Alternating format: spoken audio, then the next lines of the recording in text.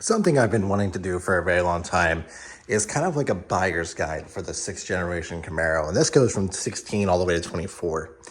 Because, you know, the car is no longer made anymore. The last car rolled off the line in December of last year. So now you're either picking up the last of the Mohicans of a new one or you're grabbing a used one.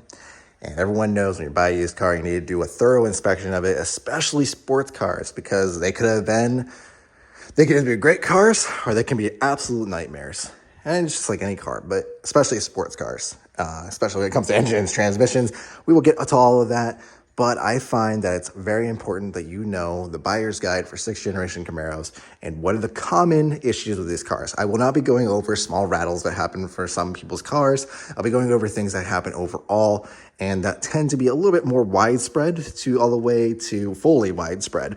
But nevertheless, let's get into the video because there's a lot of interesting things to go over. Now, I want to preface this. I'm going to start with overall and then go into engines and transmissions.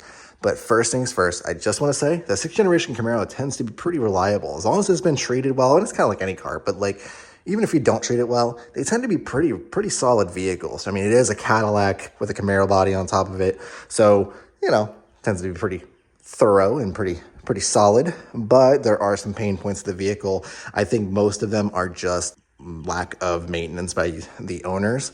But nevertheless, let's get into it. If you already know where I'm going to go with this, leaking trunks. Now, this tends to happen from sunroofs that leak, that's clogged and it leaks into the trunk area. I tend to believe there's a few different beliefs out there, really. A lot of people say it's this right here. This cable tends to get pinched somehow in here and thus creates an opening and then water seeps in. I genuinely don't see how this happens, but I mean, it is possible, I guess. Anything is possible in this world. But nevertheless, I believe that it's just lack of maintenance for these seals. If you know anything about vehicles, you always want to take care of your rubber seals. If your car is out in the elements all the time or more often than not, I am very lucky. My car sits in a garage 24/7 basically. So and I always do these every quarter. Just check everything, make sure everything's nice and good. And then of course I always put some 303 reseal, and of course on top of that, well, I used to put this stuff called gummy, but it's no longer made anymore. But you always just put some sort of protectant on this the entire stretch. So you want to make sure that this is fully taken care of because, well, let's get into the issue. What happens if you have an issue where your trunk is leaking water? Some people don't think anything of it, but in the Camaro, for weight distribution and for packaging, the amp and the main fuse box is back here. And if water fills this trunk up, well, you could kind of guess. They don't work anymore. And typically you'll notice this when your car just doesn't start. You'll also notice that your radio doesn't work. Your digital gauge cluster acts completely wonky. Your chime, the GM chime, will not work or it will be very distorted. Voice, pretty much anything to do with the radio just won't work right or be very staticky.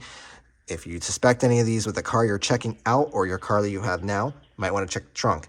If I'm buying a car, and I mean any of them, even a 2023, I would check the trunk just in case. I would double check every single thing possible because when this happens, it can cost you thousands of dollars to fix. And I only had this back here because years ago when I worked at Ace Hardware, I got this for like 20 bucks. It's actually meant for a truck, but I just cut it to a Camaro. Nevertheless, yeah. Other tech, good stuff. That tends to be the main issue with these cars overall that people have is just this trunk will leak and thus cause you thousands of dollars in electrical issues. Two things that happen to the convertible cars. I don't know how widespread this is, but I seem to see it here and there, so I'm going to bring it up. There is a trim panel right here when the top is down. That's a cover, basically. What happens is it breaks and it falls inside the car. Well, that's great enough problem. Water leaks into there, but also you have a giant hole in the side of your car. Does look really aesthetically pleasing. It's something you should be aware of. If you're buying a convertible, just check this out. Make sure that the panel that's here, make sure it's in good shape and not falling apart. If so, either have a replacement handy or make the dealer replace it. Same with the back window. What tends to happen with people that use the convertible top a lot, this back window will separate. It's kind of an issue across all convertibles. I had a buddy that had a Chrysler Sebring convertible. It was a piece of shit, but he always had issues with the rear window popping out. Camaros are no different. They tend to have that issue.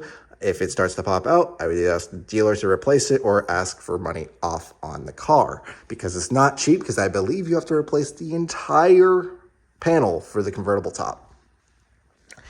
The next thing that really happens with these cars, I went the wrong way, is the headliner. Now, I don't think this is a problem on the later cars, but it is an issue on my car. This headliner will start to sag over time, and it's because of a weak adhesive that they used. And, well, nothing looks more pleasing than a piece of your headliner sagging down. So if you're looking at a used car, you know what to do. Either ask for a price or ask to be fixed. Nevertheless, that is an issue that happens on these cars from 16 through maybe 17. I don't think they have them in the 18s, because they started using the adhesive in like 2018 or something like that. Just be aware of that. Typically, overall, though, these cars tend to be pretty solid. Like I said, there's very, very little complaints about like the infotainment system not working. There are sometimes where the updates will brick your system. I don't have that, so I don't know. I don't have firsthand experience on that. But overall, electronics-wise, knock on wood, very solid. That's cosmetic that happens to these cars, and if you're buying a used one, it can be anywhere from the teens to 20s to 30s to $40,000. And when you're paying that kind of money, you expect something good out of it. The paint on these cars is rather thin. It is very soft, and it's very easy to polish, and as I say that, my car is filthy. It's got pollen over the place. Pollen season here in Florida. But this car has very thin paint. And what tends to happen is it gets chewed up pretty quick, especially in rougher conditions. And the main culprit of the areas, besides the front end, of course, is right here. Now, if you look at some cars that don't have, I have the OEM splash guards. I got those not too long after I got the car back in 2017. I think I got it in like March of 2018 or something like that, if my memory serves me right. Now, what happens is this panel, it's plastic, and it has this protector here that comes in the factory.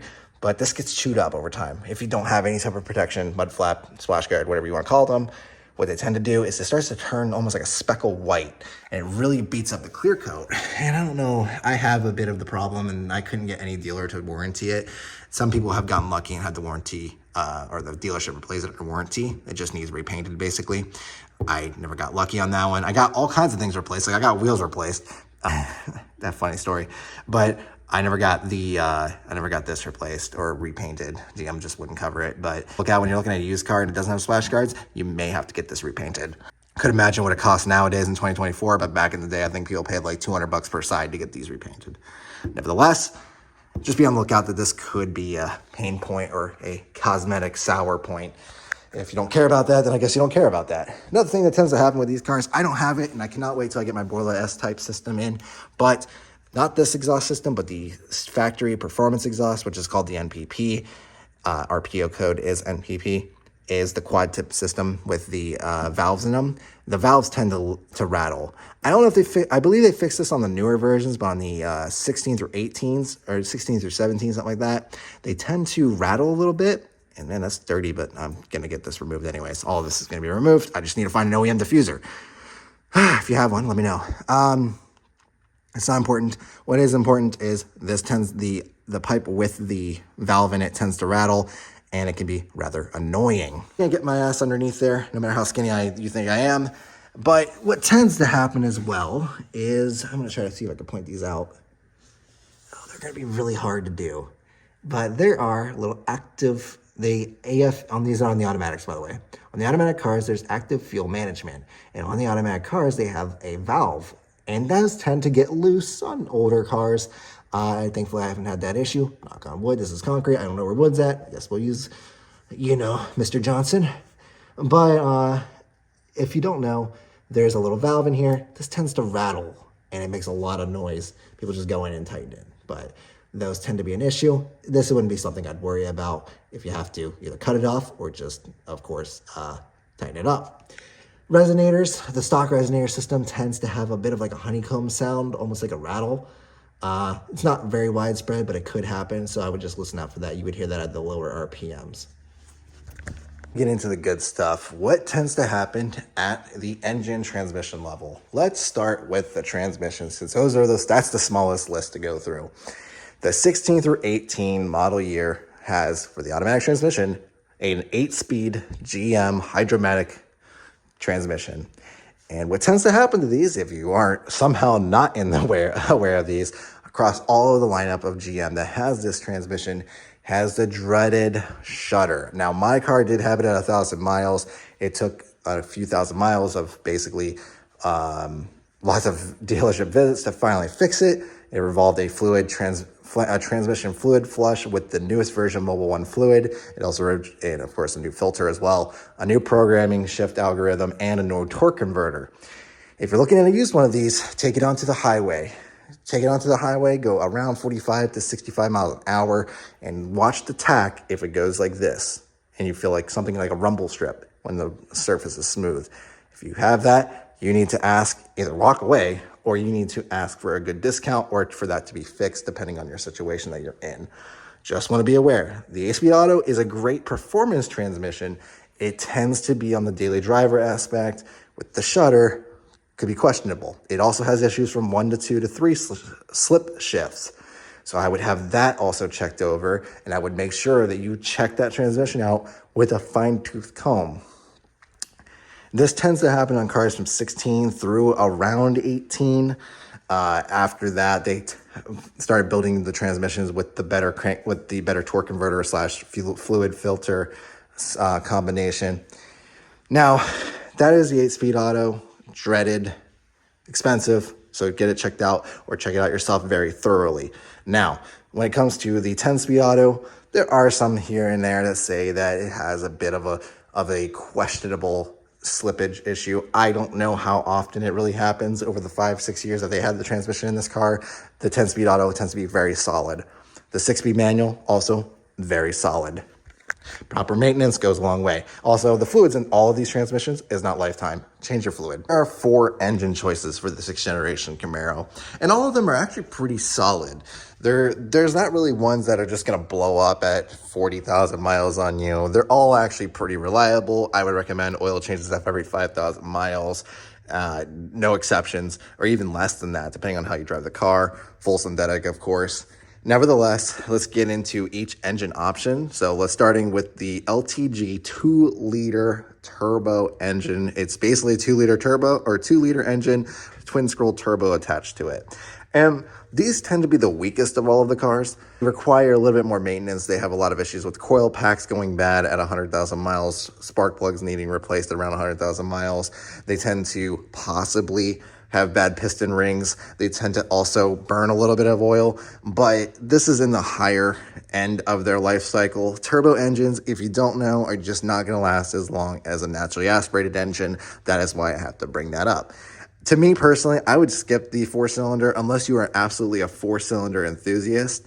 If you're just looking even just for a car like where I have, where you just have the looks and some performance, I would just skip the LTG in my opinion. This is the engine that we see here. This is the 3.6-liter LGX V6 engine. Now people get this confused with the LFX V6 engine from the 2010 through I think they used it until 2015, but they had 2 different V6s for the longest time. Well, those V6s definitely had issues with timing chains. GM rectified that issue on these cars on the 16 through 24, where there is no issues with the timing chain as long as you change your oil every 5,000 miles with full synthetic oil. And this can also go for the V8 and the 4-cylinder, but everyone seems to have the bad rep of the V6 engine from GM. There was issues. Let me just tell you, there was issues on those models, but they did rectify it on this one. Now, this does have its own issue. And if you if you have a V6 engine, you are in the wear. You probably have had this done. This little guy right down here. So on the V6 engine, the thermostat is in the most inconvenient location. I don't know why they put it here, but it's between the valleys. It's in between the valley. Your thermostat is right underneath here, but it's a pain. You can't get to it without ripping all of this apart and taking the top of the engine apart. And it's not as bad as it sounds. It's just if you're gonna do it, it takes you a little bit longer than expected. If you're paying to do it, it's gonna cost you about $1,000 easy.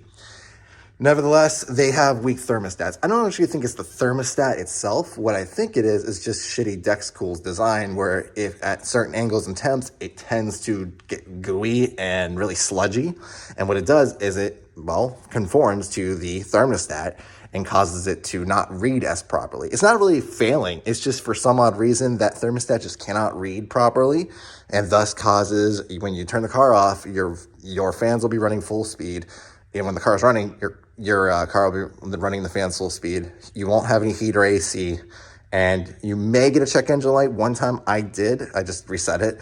And then you'll notice that you're at full cold. So if you have this, and it's probably going to happen to you, especially if you have a 16 through 18, I think it's just going to happen across the lineup for these. What I would do is either get ready to rip apart the engine and either clean the thermostat. Some people have done like a boil where they take the old thermostat, throw it into boiling water, and then and then kind of clean off the grit and see if that works. You might get lucky on that one. You might not get lucky on that one, but those are the remedies besides just replacing it if you're cheap. But I replaced it with a new one, and I sent the old one back and got my credit back for it. Kind of a shitty thing to do, but honestly, I don't care. Now, otherwise, V6 engine tends to be pretty reliable. There's nothing really outside of that. I would recommend a catch can. I should take my own advice. A catch can for all the engines because they are all direct injected. They do not have port injection. So just want to say that now. So I would get an oil separator. And all of them tend to carbon up over time, especially if you're not driving them hard or if you drive a lot of city traffic. It's just something I would recommend. I don't have this engine, and I wish I did, but unfortunately, with the market the way it is, I'm not going to upgrade to it for a really long time, is the LT1 V8. Now, this engine, this isn't the LT1 V8, but the LT1 V8 is a pretty solid engine. Now, there are issues with them, specifically with the starter. Now, the starter on the LT1 V8 is right next to the header. So I'm going to give you a visual representation. It's right next to your headers. And what happens is they have an issue with heat soak. Start the V8 at a warm start, it won't start. It won't turn over. There are ways to fix it. And there's aftermarket versions from DIY, Gen 5 DIY, and there's other options from, I think GM may have made a fix for it. Nevertheless, this is something you may want to look into and see if there is any type of warm start issues on the car you're checking out. If you're looking at an SS, LT1, etc., just be on the worry that could happen to you, and it might leave you stranded. Outside of that, the V8 is pretty solid. Some people say that there are springs and lifter issues, specifically during the COVID years. These were recalls that were sent out where GM got a bad batch of lifters and was causing lifter failure. I would recommend that if you're getting a post-COVID car, just kind of get that checked out or get an extended warranty, whatever the case may be for you. I just would put that out there for you. Now, otherwise, the engine, the LT1 V8, solid engine. There's always the active fuel management, by the way. The V6 engine and the LT1 has active fuel management. Everyone always has complaints about it. You can always get them removed on those cars. Now, the LT4 engine is a lower volume engine, but the only issue that really happened with those was a fuel pump failure, and those were recalled in 2017 models and was fixed by the 2018 models. Otherwise, there's not enough data on them because they're not sold as much, and from my understanding, LT4 engine, pretty solid. Same rule applies, but it doesn't have active fuel management. So everything that applies to the LT1 should apply to the LT4 when you're inspecting it. I think I kind of forgot to add, and when I was recording the engine video, I realized that this could also happen. There is an issue across all cars where this negative terminal can get a little corroded and thus will cause some issues with the infotainment system, not the infotainment, but the driver information center, where it just won't work. And it will either not work or it will be very inconsistent and almost like cut out here and there. So if you're checking one of these out, just kind of double check this negative terminal. This is the main one to the body. See if it's corroded, see if there's any issues with it.